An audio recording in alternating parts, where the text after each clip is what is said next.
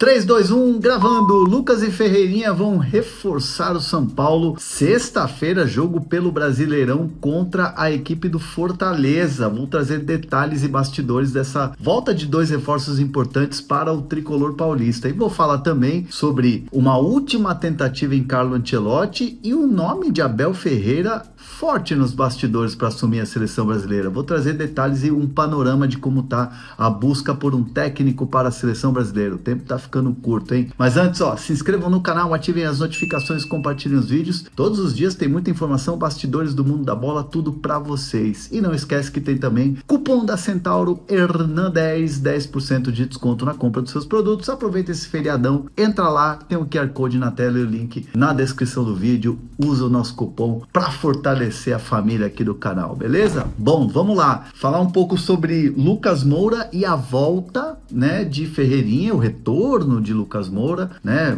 primeiro jogo que ele vai fazer pelo Brasileirão aí, ele não joga desde o dia 10 de março, aquele jogo contra o Palmeiras pelo Campeonato Paulista, no Allianz Parque, um tempo aí fora, a gente já tá quase em maio, assim, foi um período longo onde ele fez toda a recuperação do trauma no joelho, né, e depois toda a preparação, uma preparação pensada e voltada para uma volta segura. Inclusive nesse treinamento véspera do jogo contra, ou antivéspera, né, do jogo contra o Fortaleza, véspera e antivéspera, ele teve movimentos e tal, tranquilos, já tá 100% apto a voltar. A questão mais é ritmo de jogo aí, já que ele ficou parado aí um tempo, só fazendo recuperação e depois voltou para o campo para treinar. Lucas Moura é um jogador muito importante, um jogador que não tem um histórico assim de lesões, mas teve lesões importantes e essa foi uma lesão assim que desfalcou o São Paulo nesse início de temporada, nesse início de Libertadores, principalmente Campeonato Brasileiro,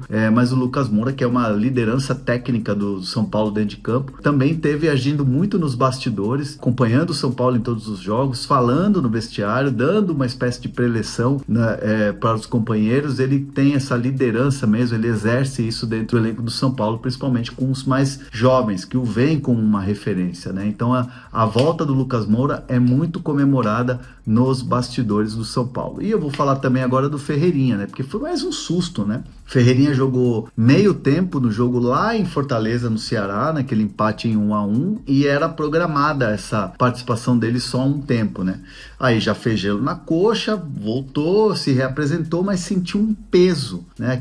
Aquela perna mais pesada, uma dorzinha ali e tal. E aí ele foi poupado no jogo de terça-feira pela Copa do Brasil contra a equipe do Náutico, né? Vitória do São Paulo, vitória simples 2-1. E aí o Ferreirinha no dia seguinte, né, na reapresentação, já estava treinando normalmente. Então é um jogador que também reforça o São Paulo. Então são dois grandes reforços aí para o time do Zubeldia, Lucas e também Ferreirinha, liberados aí. Ferreirinha mais por precaução, mas o Lucas liberado aí pelo DM e pelo Refis para poder jogar pelo São Paulo novamente. Gostaram aí dessa grande novidade ou dessas grandes novidades aí do São Paulo para jogo contra o Fortaleza? Deixa nos comentários aqui. Bom, a seleção brasileira vai tentar mais uma cartada, né, para Carlo Ancelotti, que vai se despedir, né, ou tá na iminência de se despedir do Real Madrid depois da La Liga, né?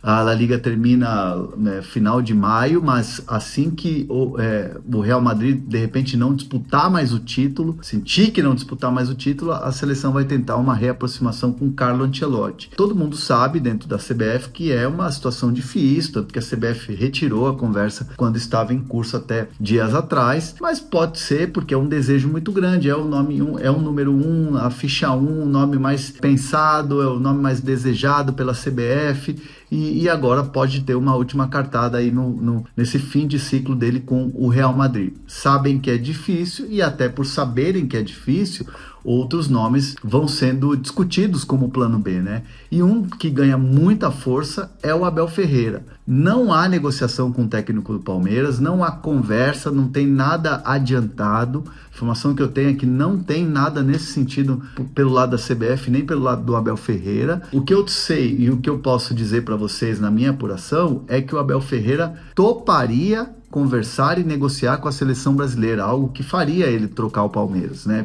A seleção brasileira faria ele deixar o Palmeiras. Porém, nada disso aconteceria sem antes o presidente Edinaldo entrar em contato com a presidente Leila Pereira. Aliás, a própria Leila Pereira, através das redes sociais do Palmeiras, né, conta oficial de Twitter, emitiu ali um comunicado, ali, uma nota dizendo que não tem nenhuma negociação, que não liberou para a CBF ligar para o Abel Ferreira e que, obviamente, eles trabalham com o Abel Ferreira focado no Palmeiras, principalmente no Mundial de Clubes e, claro, pensando numa renovação de contrato. Então, assim, a coisa pode mudar de figura a partir do momento que o Edinaldo ligar para Leila Pereira e tentar a contratação do treinador do Palmeiras. Esse é um ponto, esse é um plano.